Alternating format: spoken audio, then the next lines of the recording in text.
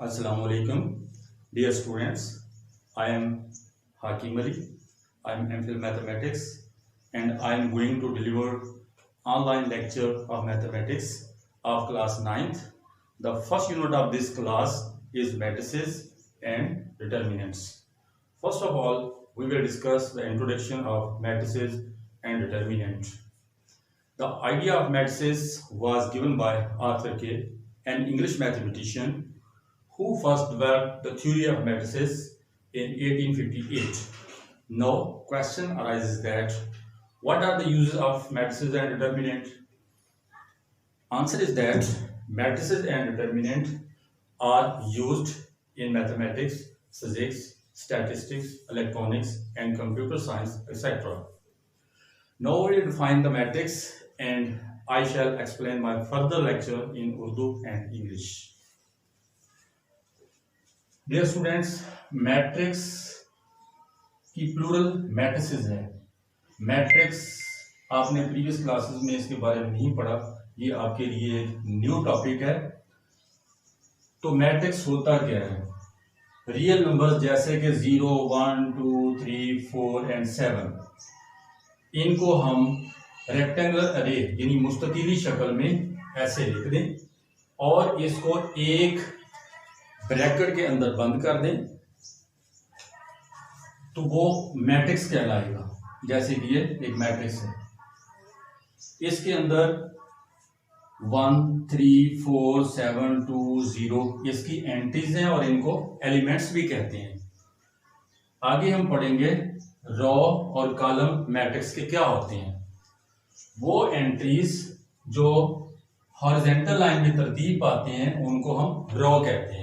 जैसे कि ये रो 1 है, इसको हम रो 1 यानी R1 लिखते हैं।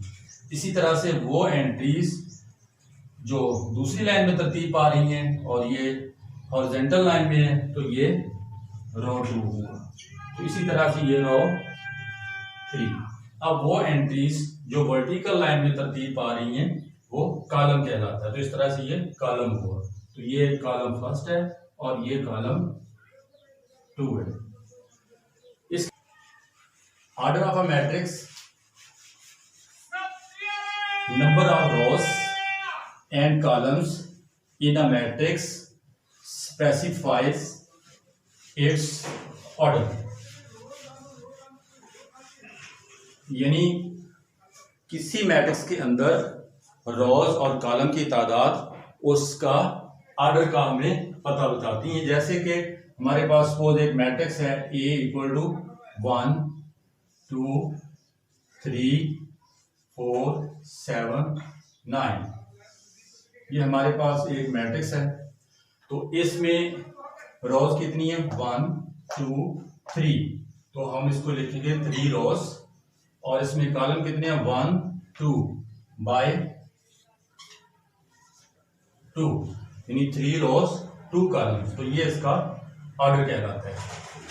सपोज हमारे पास कोई ऐसा मैट्रिक्स है जिसकी m रो हूं और n कॉलम हूं तो उसका ऑर्डर होगा m bye n।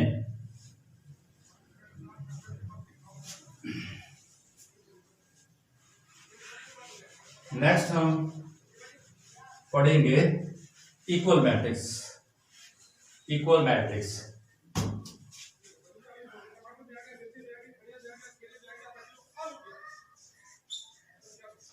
equal matrix, two matrices A and B are said to be equal, denoted by A = B if and only if order of A equal to the order of B, and number 2 their corresponding entries are same।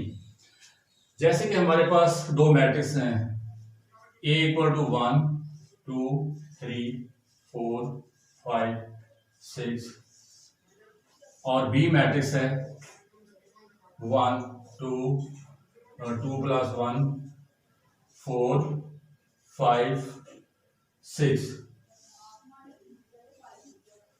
तो हम इसमें दो बातें check करेंगे। सबसे पहले कि ये इसका ऑर्डर क्या है? इसका ऑर्डर है 2/3, 2/3। फिर इसका ऑर्डर चेक करेंगे, इसका ऑर्डर भी है 2/3। 3। फिर इनकी कॉरस्पॉन्डिंग एंट्रीज चेक करेंगे।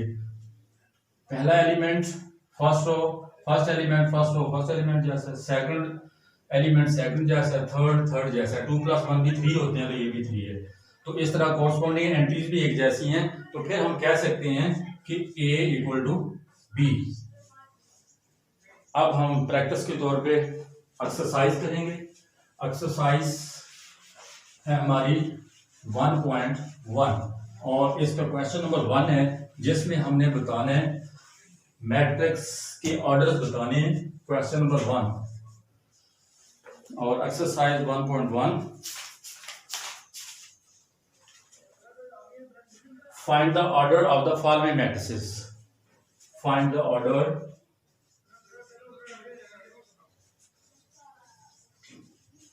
of the following matrices।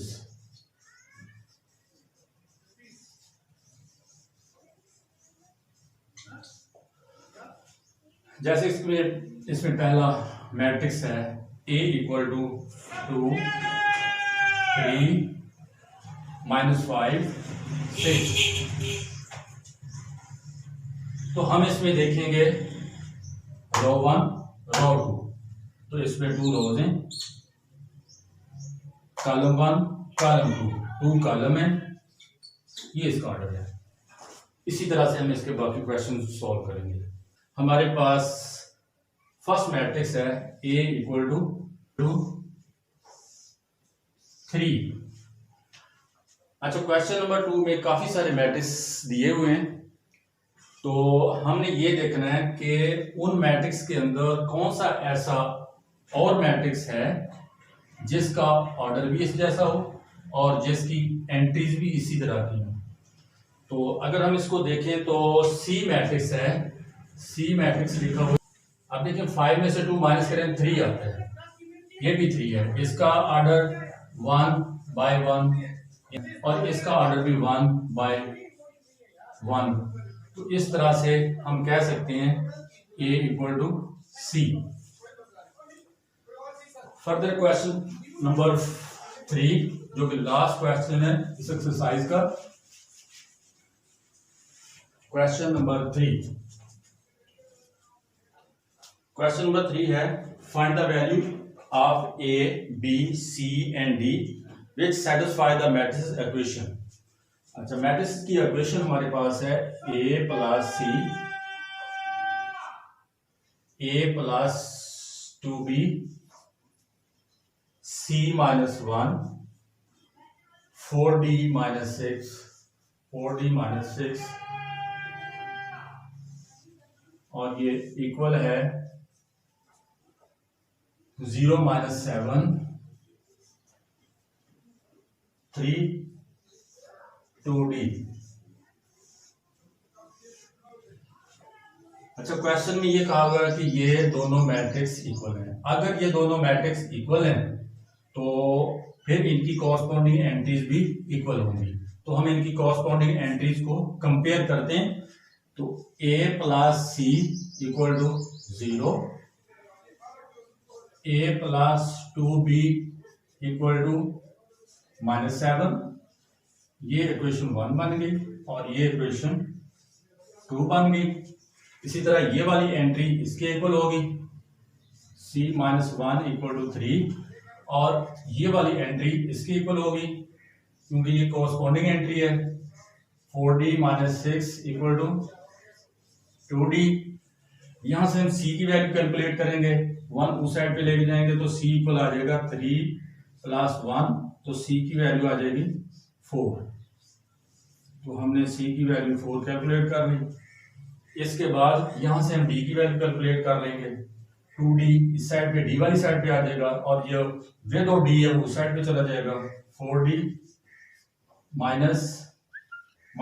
2D = 6। इसमें से ये माइनस कर दें, 2D = 6, 2 उधर जाके डिवाइड हो जाएगा तो D = 3 हमारा आंसर आ जाएगा।